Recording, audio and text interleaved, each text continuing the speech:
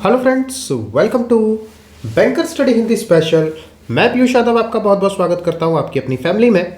और जैसा कि आपने थंबनेल से देख ही लिया होगा कि कैसे एक बिगनर को आरआरबी पीओ क्लर्क के लिए शुरू करना है।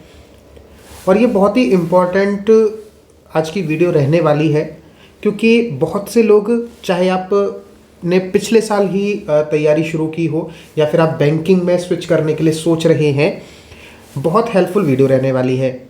क्योंकि बड़ी ही मुश्किल हो जाती है बच्चों को बैंकिंग के एग्ज़ाम को क्रैक करने में, और उसके पीछे का सिर्फ और सिर्फ जो ये वजह है वो सिर्फ ये है कि आप बैंकिंग के एग्ज़ाम को ना समझ नहीं पाते हो। आज हम उन सभी बातों पे चर्चा करेंगे। जो भी हमारे साथ बिगिनर्स जुड़ेंगे वो चाहते थे कि मैं इस टॉपिक पर वीडियो बनाऊं, तो वही वीडियो आपके सामने है। लेकिन उससे पहले हमारा एक टेलीग्राम ग्रुप है, एजुकेटर पीयूष यादव, जो सबके लिए एकदम कॉमन ग्रुप है, फ्री ग्रुप है। यहाँ पे आपको डेली रीडिंग का आर्टिकल मिल जाता है, फ्री पीडीएफ्स काफ़ी सारे सब्जेक्ट्स की यहाँ पर अवेलेबल है, और जो भी हमारी लाइव क्लासेस होती हैं उनकी अपडेट्स यहाँ पर आपको मिल जाती है। तो बिना किसी देर किए हुए आप ज्वाइन कर सकते हो। यदि आप टेलीग्राम पे सर्च करते हो एजुकेटर पीयूष यादव, तो आपको हमारी क्लासेस ग्रुप मिल जाएगा, और डिस्क्रिप्शन बॉक्स में भी ग्रुप का लिंक पड़ा हुआ है, वहाँ से जाके आप ज्वाइन कर सकते हो। और साथ ही हमारा एक हिंदी का पेड कोर्स है। जी हाँ, आरआरबी पीओ में हिंदी आती है, आरआरबी क्लर्क में हिंदी आती है, स्केल 2 स्केल 3 और एलआईसी असिस्टेंट, इन सभी में हिंदी आती है। तो इसके लिए हम अपना एक पेड कोर्स हमारा चल रहा है 349 रुपीज़ जिसका प्राइस है। इसमें आपको क्या क्या मिलने वाला है वो ज़रा चर्चा कर लेते हैं। यहाँ पे आपको लाइव क्लासेस मिल जाती हैं। पिछले साल आईबीपीएस ने अपना पैटर्न चेंज किया था हिंदी के में क्वेश्चंस को लेकर, तो बेस्ड ऑन न्यू पैटर्न पर भी हम करा रहे हैं। 1,500 प्लस क्वेश्चंस के आपको रिकॉर्डेड सेशन मिल जाएंगे इसी कोर्स के अंदर। जो डेली हमारी क्लासेस होती हैं उनकी पीडीएफ्स मिल जाएगी। और क्लासेस कितनी होती हैं, एक हफ्ते में हमारी 5 क्लास होती हैं पर वीक, 5 क्लासेस पर वीक होती हैं, और जिसमें मंडे टू फ्राइडे क्लासेस चलती हैं। लगभग 1 घंटा ड्यूरेशन रहता है क्लास का। रीडिंग आर्टिकल की पीडीएफ मिल जाती है, लाइव डाउट डिस्कशन हो जाते हैं, प्रैक्टिस क्लासेस। जब हम अपना ये कोर्स हमारा कंप्लीट हो जाएगा लगभग 1 महीने में सारे कॉन्सेप्ट्स के साथ में, फिर लगभग 3 महीने हम आपको प्रैक्टिस क्लासेस कराएंगे, तो वो सारी आपको यहाँ पर मिल जाएंगी। तो इस कोर्स को कैसे खरीदना है वो जरा मैं बस आपको बता देता हूँ। पेमेंट मेथड हमारा बहुत ही सिंपल है। आपके सामने नंबर लिखा हुआ है 7895041688, या फिर आप यूपीआई आईडी जो आपके सामने लिखी हुई है उस पर आप 349 रुपीज़ यूपीआई कर दीजिए। पेमेंट का स्क्रीनशॉट आप इस नंबर पर व्हाट्सअप कर दीजिए। वहाँ से कम्युनिकेट करके मैं आपको टेलीग्राम ग्रुप में ऐड कर दूंगा, जो हमारे पेड वाले बैच है उसके लिए। तो आज के इस वीडियो में हम मेनली किस टॉपिक पर बात करने वाले हैं वो ये आपके सामने लिखे हुए हैं। इन 7 चीज़ों के बारे में मैं आपको बताने वाला हूँ, और ये किसके लिए है, best strategy for the beginners, कि अपनी तैयारी को आप कितने फेजेस में बांटें। क्योंकि सबसे बड़ी चीज़ है बैंकिंग का एग्ज़ाम क्या है, उसका पैटर्न कैसे होता है, इस एग्ज़ाम की तैयारी को कैसे करना चाहिए। आरआरबी पीओ और क्लर्क बहुत सिंपल एग्ज़ाम भी कह सकते हैं और बहुत ट्रिकी एग्ज़ाम कह सकते हैं। ट्रिकी इसलिए है क्योंकि यहाँ पर स्पीड आपको बहुत अच्छी स्पीड चाहिए होती है। जैसा कि आप देख रहे होंगे पिछले कुछ सालों में जो कट ऑफ है क्लरिकल में, वो 78 तक भी क्रॉस कर रही है, और आउट ऑफ कितना 80। और आपको समय कितना मिलता है, 45 मिनट में कितने क्वेश्चन करने भाई, 80 क्वेश्चन करने। उस समय हालत यह है कि 78 कट ऑफ चली जाती है। और पीओ में भी आप देख रहे होंगे 64 65 कट ऑफ जा रही है। तो बहुत ही एक ट्रिकी पेपर हो जाता है ये। तो आपको अपनी तैयारी को कितने फेजेस में बांटना है। सबसे पहली बात तो 8 महीने ही रह गए हैं, और 8 महीने भी मत कहिए आप, अब तो 7.5 महीने कहिए तो ज़्यादा अच्छा है, 8 मंथ्स। किस विषय का कितना महत्व है, टोटल आपके 5 सब्जेक्ट आते हैं मेंस में, और 2 सब्जेक्ट क्वांट और रीजनिंग आता है आपका प्रीलिम्स में। तो हर सब्जेक्ट का कितना महत्व है इस पर हम बात करेंगे। मेंस परीक्षा की तैयारी कब से आपको शुरू करनी चाहिए, प्रीलिम्स को कितना समय देना चाहिए, 8 महीनों में सफलता मिल पाएगी या नहीं, कितने घंटे पढ़ना सही है, और इस परीक्षा से संबंधित मेरे जो अनुभव थे, क्योंकि मैंने दोनों ही एग्ज़ाम क्वालिफाई किए हैं, आरआरबी पीओ भी किया है, क्लर्क भी किया है, तो मेरे जो अनुभव है वो उसके आधार पे भी मैं आपको बताऊंगा कि किस तरीके से आपको करना चाहिए। अब मेरे केस में थोड़ा सा अलग था, मैंने 2.5 महीने में तैयारी करके मेरा निकल गया था, लेकिन क्योंकि मैं एग्ज़ाम के पैटर्न को बहुत अच्छे से समझ गया था इसलिए निकल गया था। तो वही सारी चीज़ें आज आप सबके सामने हैं। सबसे पहली चीज़ है कि अपनी तैयारी को आप कितने फेजेज़ में बांटें। ज़रा इसके ऊपर ज़रा अगर हम बात करें तो जो भी बिगिनर्स हैं हम सिर्फ उनकी बात करने वाले हैं आज। इससे पहले हम वीडियो बना चुके हैं कि कैसे आपको अगले 8 महीने यूज़ करने हैं जो पहले से अपनी तैयारी कर रहे हैं उनके लिए, तो वो ऑलरेडी हमने चैनल पे वीडियो अपलोड कर दी है। तो कितने फेजेज़ में बिगिनर्स को अपनी तैयारी को बांटना है, तो सर आप इसको अपने 3 फेजेज़ में बांटिए। आप 3 फेजेज़ में 3 मंथ्स और 3 मंथ्स और 2 मंथ्स, ये आपके 3 फेजेस होने चाहिए अगले 8 महीने के लिए। अब सर इन 3-3 महीनों के हमारे जो फेजेस हैं वो कैसे कैसे रहेंगे? जनवरी टू मार्च, फिर अप्रैल टू जून, और जुलाई और अगस्त में जो भी दिन मिल जाए वो। ठीक है, तो लगभग 40 से 50 दिन आपको यहाँ मिल जाएंगे 2 मंथ्स में, और यहाँ पे तो आपको पूरे पूरे मिल ही जाएंगे। अब यहाँ पे ऐसी कौन कौन सी चीज़ें हैं जो हमें इन फेजेस में ख़त्म करनी है। जो भी बिगनर्स हैं आप कोशिश करेंगे कल से ही, इवन आज से ही जब ये आप वीडियो देख रहे हैं, कि यहाँ पे आपके जो 5 सब्जेक्ट आते हैं, मैं ज़रा नाम लिख देता हूँ। मेंस के अंदर सबसे पहले हम लिखते हैं रीजनिंग,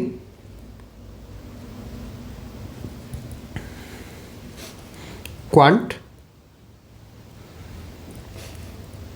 हिंदी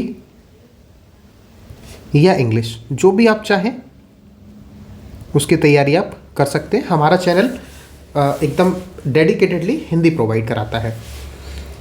और कंप्यूटर, जीएस या बैंकिंग अवेयरनेस, तो बैंकिंग ही लिख देते हैं, बैंकिंग। ये आपके टोटल 5 सब्जेक्ट्स हैं। आपको ये अगले 3 महीने में तैयार करने हैं। तो क्या ये तैयार होना पॉसिबल है? तो देखिए, रीजनिंग के जो बेसिक टॉपिक हैं, आप रीजनिंग का सिलेबस ज़रूर देख लीजिएगा, क्योंकि यहाँ पे मैं सारी चीज़ें तो मैं आपको नहीं बता सकता, मैं एक स्ट्रैटेजी बता रहा हूँ।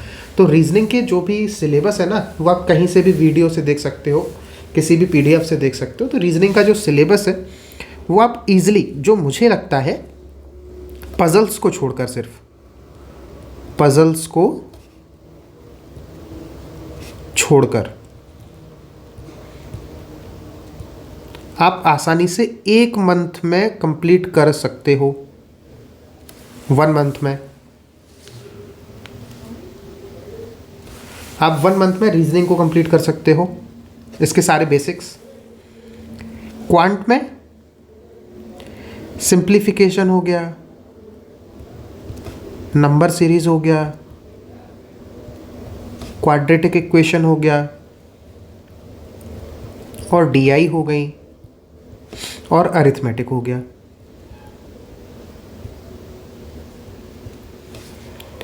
इनको आप आसानी से 2 मंथ्स के अंदर तैयार कर सकते हो। 2 months are more than enough. आप आसानी से इन टॉपिक्स को तैयार कर सकते हो। कितना कितना समय देना है इन 3 महीनों में, वो मैं सब कुछ यहाँ डिस्कस करूँगा।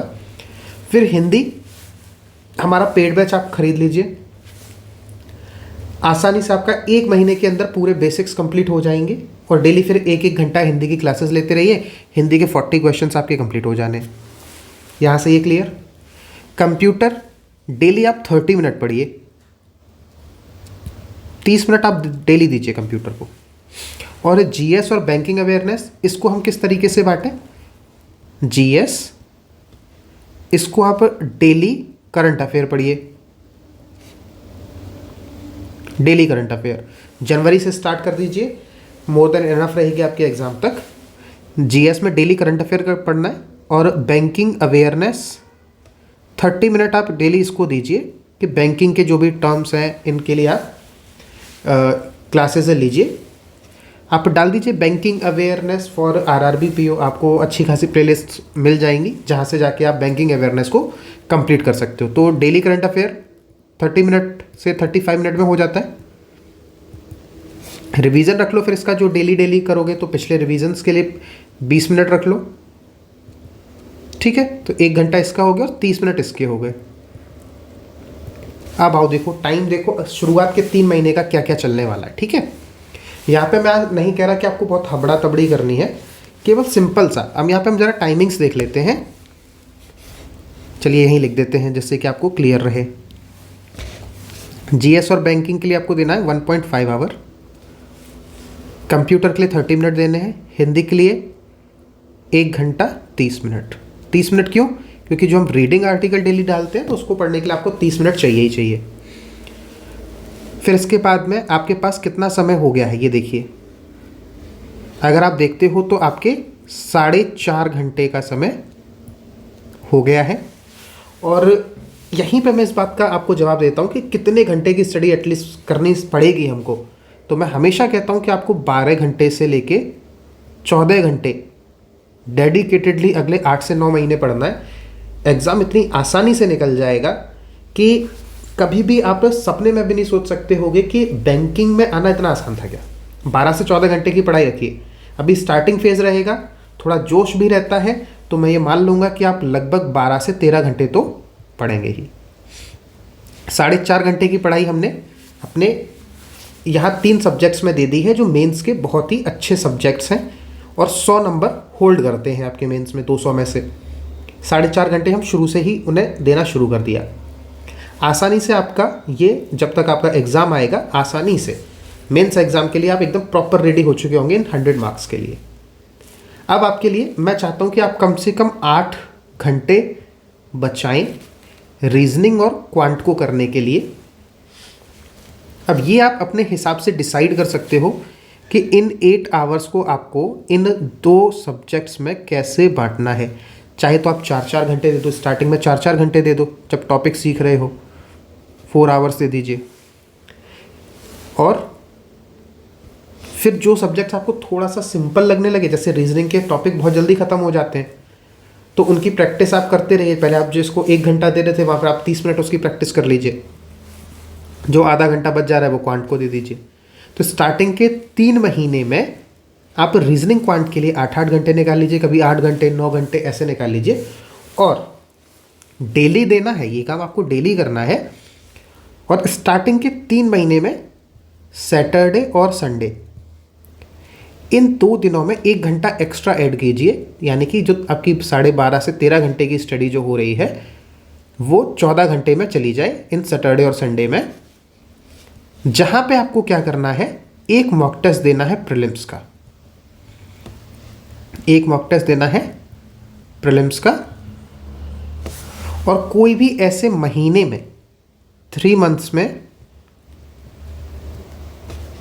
टारगेट करिए कि आपको 6 मॉक टेस्ट देने हैं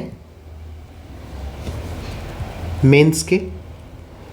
नंबर कुछ भी आए चलेगा, ये मैटर नहीं करता कि कितने नंबर आए, लेकिन आप ये करिए। अब आप चाहो तो पहले महीने में 1 मॉक टेस्ट दे दो बिल्कुल आखिर में जाके मेंस का। केवल जीएसई तो थोड़ी सी ख़राब होगी, बाकी सब्जेक्ट्स तो तकरीबन अच्छे हो ही जाएंगे। जो भी नंबर आए उसमें सीखने को मिलेगा। फिर अगले दूसरा जो महीना चलेगा ना, वहाँ पे आप 2 मेंस के मॉक टेस्ट दे दीजिए। और तीसरे महीने में हर 10 दिन में 1 मॉक टेस्ट दे दीजिए मेंस का। और फिर वहाँ पे आपकी मैं ये मानना शुरू कर दूंगा कि आप तो तीसरे महीने तक जाते जाते 14 घंटे की पढ़ाई करने लगे हैं। तो जब स्टार्टिंग के 3 महीने आप इस तरीके से निकालोगे तो आप मुझे एक बात बताइए, क्या आप लोग मेंस के लिए तैयार होना शुरू नहीं हो जाओगे? टोटल 5 सब्जेक्ट आते हैं, इन 3 महीनों में आपका हिंदी तैयार हो जाएगा। जीएस हम कह सकते हैं, बैंकिंग अवेयरनेस आपका पूरा तैयार हो गया होगा, करंट अफेयर साथ चल रहा होगा तो जीएस भी तैयार हो जाएगा, कंप्यूटर भी तैयार हो गया होगा। क्वांट और रीजनिंग के, मैं एक अभी भी कह रहा हूँ, क्वांट और रीजनिंग में आपको यहाँ पे मेंस लेवल तक के क्वेश्चंस को कंप्लीट करते हुए चलना है 3 महीनों में। तो क्वांट और रीजनिंग भी आप धीरे धीरे कंप्लीट करते रहोगे तो इन 3 महीनों में आप इस लेवल पर आ जाओगे। 3 महीने के बाद, यानी कि जब आप अप्रैल के फर्स्ट वीक में होगे, तब आपको एकदम अच्छी नॉलेज हो चुकी होगी अगर आपने डेडिकेटेडली फॉलो कर लिया इस चीज़ को। बहुत अच्छी नॉलेज हो गई होगी अप्रैल में। अब इस नॉलेज को यूटिलाइज करने का टाइम आ गया है। अप्रैल से लेके कब तक? अप्रैल, मई, जून तक आप क्या करने वाले हैं? तो जो टाइम हम यहाँ पे अपने सिलेबस को कंप्लीट करने के लिए दे रहे थे, अब वो तो हमको आ गया है। अब हम उन चीज़ों पे प्रैक्टिस बढ़ा के अपनी स्पीड को दुगना तिगुना करने की कोशिश करेंगे अप्रैल टू जून वाले फेज में। कैसे करेंगे? अब यहाँ पे देखिए, जो आप समय दे रहे थे, यहाँ पे देखो कहाँ से आप समय बचाओगे। बैंकिंग अवेयरनेस को जो आप 30 मिनट दे रहे थे, ये 30 मिनट आपके बच जाएंगे, क्लियर बचेंगे। और हिंदी के लिए भी आपका बेसिक्स आपके कंप्लीट हो चुके होंगे, तो जो हमारी 1 घंटे वाली क्लास है वो आप फास्ट मोड में देख सकते हो। 30 मिनट आप वहाँ से बचा लोगे। कंप्यूटर 30 मिनट देखते रहोगे डेली डेली डेली, और उसके बाद फिर वहाँ 10-15 मिनट की क्विज करोगे, तो मान लो 1 घंटा ओवरऑल आप अपना इन 3 सब्जेक्ट से बचा लोगे। तो जहाँ पहले हम इसको 4.5 घंटे देते थे, अब हम इनके बीच में 3.5 घंटे देंगे। 1 घंटा हम अपना यहाँ से बचा लेंगे अप्रैल टू जून वाले फेज में। ठीक, स्टडी हमारी हो चुकी होगी 14 घंटे की। क्वांट और रीजनिंग के हमें सारे टॉपिक्स कंप्लीट हो चुके होंगे। फिर हम क्या करेंगे? बहुत सिंपल, अब हम यहाँ से अपने क्विजेस पे आ जाएंगे। क्विजेस, पीडीएफ्स, क्वांट और रीजनिंग में 9 से 10 घंटे हम इसी पे लगातार प्रैक्टिस करेंगे। लगातार 9 से 10 घंटे क्विजेस पे करेंगे, पीडीएफ्स पे करेंगे, और 3 घंटा इसमें से हम स्पेशली 3 घंटा, मैं अभी भी कह रहा हूँ 3 घंटा हम स्पेशली किसके लिए निकालेंगे? मेंस की डीआई प्लस पजल के लिए। और बाकी के 6 से 7 घंटे प्रीलिम्स की हम क्विजेस लगाएंगे, पीडीएफ्स लगाएंगे, डीआई लगाएंगे, ये सब करोगे। अगले 3 महीने के लिए ये फेज़ है आपका, अप्रैल टू जून एकदम। अब जून ख़त्म होते होते आप मुझे ये बताओ, अगर आपने ये फॉलो किया, जून ख़त्म होते होते आपकी स्पीड अच्छी खासी हो चुकी होगी। और हर सैटरडे संडे, ये चीज़ मत भूलना, हर सैटरडे संडे आपको मॉक टेस्ट देने हैं। मॉक टेस्ट देने हैं हर सैटरडे संडे, यहाँ भी अप्रैल टू जून में भी। ठीक, हर सैटरडे संडे, यानी कि एक वीक में 2 मॉक टेस्ट दोगे, तो एक महीने में, मतलब हम टोटल अगर मान लें तो 90 दिनों में कितने आपके हफ्ते बन जाएंगे? 90 दिनों में आपके जो हफ्ते बन जाएंगे 12-13 हफ्ते तकरीबन बन जाएंगे। और एक हफ्ते में 2 मॉक टेस्ट का मतलब हो गया 26 मॉक टेस्ट दे चुके होंगे इन 3 महीने में। तो अच्छे खासे मॉक टेस्ट हो चुके होंगे, 26 मॉक टेस्ट इधर हो चुके होंगे। और वहाँ भी मैंने आपको कहा है कि आपको मॉक टेस्ट देते हुए चलना है इनिशियल फेजेस में। एक मॉक टेस्ट आपको प्रीलिम्स का देना है यहाँ पे सैटरडे संडे में, यहाँ भी। तो 26 और 26 52 मॉक टेस्ट आपके हो चुके होंगे। अब जरा आप लोग गौर करिए, लास्ट के फेज़ में आप आ रहे हो, बिल्कुल लास्ट के फेज़ में आ रहे हो, तो आपकी जो स्ट्रेटजी है अब क्या रहेगी अगले 40 डेज़ के लिए मान लेते हैं, क्योंकि जून तो जुलाई में पूरा मिल जाएगा, और अगस्त का इनिशियल में ही एग्ज़ाम हो जाता है, तो 40 डेज़ बच रहे हैं आपके। इन 40 डेज़ में अब आपको कंप्लीटली प्रीलिम्स के लिए डेडिकेटेड हो जाना है। प्रीलिम्स के लिए कंप्लीटली क्या हो जाना है? डेडिकेटेड हो जाना है। और ऊपर वाले जो 3 महीने का फेज़ है ना, इसमें अप्रैल टू जून वाला, इसमें हमने ऑलरेडी 3 घंटे मेंस को हम डेडिकेटेडली दे रहे हैं, और इस 6-7 घंटे में भी हम अपने अरिथमेटिक की भी प्रैक्टिस कर रहे हैं, हम अच्छे लेवल की क्वेश्चंस भी कर रहे हैं। अब यहाँ पे ये 40 डेज़ बचे, इन 40 डेज़ में स्टार्टिंग के 20 डेज़ में 1 mock test per day, 1 mock test per day, 1 घंटा जाएगा इसमें, plus all time practice. Mock test में आपको जो भी लगे कि इस चीज़, आज मेरे मॉक टेस्ट में ये ख़राब हो गया, तो 1-2 घंटा इधर एक्स्ट्रा उस चीज़ की प्रैक्टिस कर लीजिए 20 डेज़। और लास्ट के 20 डेज़ में 2 mock test per day, 2 mocks per day. लेकिन यहाँ के इन 30 दिनों में, यानी कि जुलाई के हर संडे या सैटरडे को आपको क्या देना है, एक मेंस का मॉक टेस्ट देना है जुलाई में, एक मेंस का मॉक टेस्ट। और यही चीज़ आपको इधर अप्रैल से जून वाले फेज़ में भी करनी है कि आपको एक मंथ में 2 मेंस के मॉक टेस्ट देने। वो कैसे आप करोगे, वो आपको थोड़ा सा टाइम अपना मैनेज करना पड़ेगा। तो ओवरऑल आप अगर इस तरीके से चीज़ें करोगे तो सोचो, एज अ बिगिनर हमने शुरुआत करी अपनी जनवरी से, और हम जुलाई से पहले इस कॉन्फिडेंस को हासिल कर चुके होंगे कि हम बहुत अच्छे मोड में हों। और हम टोटल कितने मॉक टेस्ट दे चुके होंगे, ज़रा उसके बारे में बात कर लें। आप खुद देखोगे तो यहाँ पे हम कितने मॉक टेस्ट दे चुके होंगे,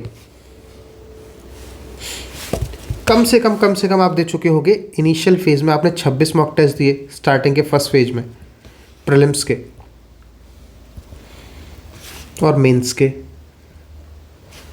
मेंस के हमने आपको यहाँ पे कितने 2 mock test, total 6 mock test बताए थे अटेम्प्ट करने के लिए यहाँ। फिर 26 मॉक टेस्ट, और यहाँ पे आपके जो टोटल वीक्स बन रहे थे वो 13 वीक्स बन रहे थे। तो यहाँ भी हम आपसे कह रहे हैं कि आपको कितने मॉक टेस्ट बताए थे मैंने यहाँ पे मेंस के,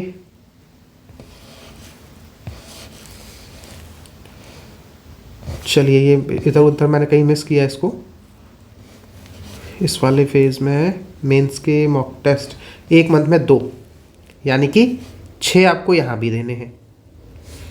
और थर्ड फेज़ में आके आपके टोटल हो जाएंगे 60 मॉक टेस्ट प्रीलिम्स के। तो ये तो 100+ मॉक टेस्ट निकल ही गए ऑलरेडी। जहाँ इनिशियल फेज़ में हमने मॉक टेस्ट में बहुत कम नंबर ला रहे थे, लास्ट तक आते थे काफ़ी अच्छे हो चुके होंगे, यहाँ 1। तो टोटल आपने 7 मेंस के भी मॉक टेस्ट दे लिए, तो अच्छी खासी आपने यहाँ पे भी एक पकड़ बना ली है। तो ये तो आपका पूरा हो गया किस तरीके से एग्ज़ाम तक, प्रीलिम्स के एग्ज़ाम तक पहुँचेंगे हम। फिर किस विषय का कितना महत्व है, क्वांट रीजनिंग मैंने टाइम के हिसाब से बता दिया है आपको। तो किस विषय का कितना महत्व है, हर विषय का अपने आप में बहुत अच्छा महत्व है, सबके लिए मैंने टाइम डिवाइड करके आपको बता दिया है। और आरआर भी सबसे अच्छा इसलिए है क्योंकि यहाँ पे हिंदी आ जाता है। पहले हिंदी कोई पढ़ाता नहीं था, इसलिए हिंदी सबको टफ लगती थी। अब हम आपको पढ़ा रहे हैं, पेड बैच हमारा ले लीजिए, बहुत अच्छा हमने आपको कंटेंट प्रोवाइड कराया हुआ है। फिर मेंस परीक्षा की तैयारी कब से शुरू करें सर, जनवरी से ही कर देनी है, आंसर मिल गया होगा अब इसका भी, पहले ही दिन से शुरू हो रही है। प्रीलिम्स को कितना समय दें, इसका आंसर भी आपको पूरी स्ट्रेटजी में मिल गया। जो हमने स्ट्रेटजी बनाई है सारे आंसर आपको मिल जा रहे हैं। 8 महीनों में सफलता मिलेगी क्या, जो बताया है फॉलो कर लो। आप खुद देख लो क्या कोई भी ऐसा होगा जो आपकी सफलता को रोक देगा। फिर बस आपको करना पड़ेगा। 8 मंथ में कितने घंटे पढ़ना सही है, अभी भी कह रहा हूँ 12 से 14 घंटे। अगले 8 महीने, 9 महीने में तो कहता हूँ, अगले 9 मंथ्स आप खुद को दीजिए। 9 महीने में एक नए जीवन का आगमन होता है, आपके भी नए जीवन का आगमन हो जाएगा। इस परीक्षा से संबंधित मेरे अनुभव, मेरा 2.5 महीने में निकला था। तो यहाँ पे मेरे स्टडी टाइम क्या थे, तो अगर मैं सच बताऊँ तो मैंने कभी स्टडी मैंने अपने कभी ये काउंट नहीं किए, क्योंकि मैं उस टाइम पे एक ऐसे फेज से गुजर रहा था कि जहाँ पे मेरे लिए आराम से 16-17 घंटे स्टडी हो जा रही थी। बस मैं एक कोने में बैठ जाता था, बस मैं पढ़ता रहता था, इसके अलावा मैं कुछ नहीं कर रहा था। बस जाग जाना है, पढ़ना है, खाना वाना खा लिया, कहीं नहीं जा रहे, कुछ नहीं कर रहे, बस पढ़ाई पे ध्यान दिया है 2-2.5 महीने। और रिज़ल्ट आसानी से निकल गया, क्योंकि मैंने एग्ज़ाम को काफ़ी अच्छे से ऑब्ज़र्व किया था, किस चीज़ को कैसे कितना समय देना है। मैंने जिस दिन पहले दिन से शुरुआत की थी, मैंने पहले दिन से ही मेंस से शुरुआत कर ली थी। मैं पहले दिन से ही मेंस देना शुरू हो गया था। बच्चे सबसे बड़ी गलती करते हैं कि पहले हम प्री की तैयारी करेंगे फिर मेंस की करेंगे। मैं कहता हूँ कि मेंस को साथ लेके चलो, प्रीलिम्स तो हो ही जाता है। और जब जैसा फेज़ आएगा उस हिसाब से आपने स्ट्रेटजी में देखा तो एग्ज़ाम जैसे जैसे प्रीलिम्स का पास आया, हमने प्रीलिम्स के लिए फेज़ अपना जो स्पीड है वो काफ़ी बढ़ा दी। अगर ये आप स्ट्रेटजी रखोगे तो 100% एग्ज़ाम निकल जाएगा, ये मेरी गारंटी है। और ये आपके सामने एक बार हम फिर से दिखा देते हैं हमारा पेड बैच ₹349 में है। यूपीआई सिर्फ आपको करना है, सिंपल सा मेथड है। हिंदी की वजह से आपका इस बार सिलेक्शन नहीं रुक सकता है। इंग्लिश में आपको वही 15 से 20 नंबर अगर लेके आ रहे हो तो हमारे साथ जुड़ जाओ, गारंटी हम इस चीज़ की देते हैं। पिछली बार भी पैटर्न चेंज जरूर हुआ था, लेकिन जो बेसिक्स हमने सिखाए थे वहाँ पे हमने पीओ के अंदर 33 मार्क्स भी देखे। हमारे ग्रुप में ही डिस्कशन हो रहा था, 33 मार्क्स। और ऑन एन एवरेज क्लरिकल में हमने लगातार देखे 26, 27, 28, 24, 25, ये लगातार नंबर बच्चों के आ रहे थे।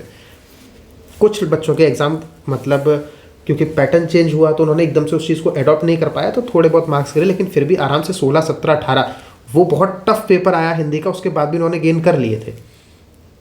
और जो उस माहौल को अडॉप्ट कर ले गए, बेसिक्स जो मैंने सिखाए तो उनको अडॉप्ट करके चले गए, तो आसानी से नंबर उनके आए। तो हिंदी की वजह से सिलेक्शन नहीं रुकेगा। लास्ट तक जुड़े रहिए हमारे साथ। वीडियो पसंद आई है तो लाइक कीजिए, कमेंट कीजिए अगर कोई डाउट है, और शेयर जरूर कर दीजिए अगर आप किसी अपने दोस्त को भेजना चाहते हो, लगता है कि हाँ वो शुरुआत करना चाहता है, अपने भाई को, बहन को, जिसको भी आप चाहते हो कि वो तैयारी करे, बैंक की जॉब ले, अच्छी खासी जॉब ले, तो भाई बेस्ट स्ट्रेटजी है। इससे बेहतर स्ट्रेटजी शायद नहीं हो सकती। अगर इससे बेहतरीन हो तो काफ़ी अच्छी बात है, लेकिन मुझे नहीं लगता कि एक बिगिनर के लिए इससे बेहतरीन स्ट्रेटजी हो सकती है।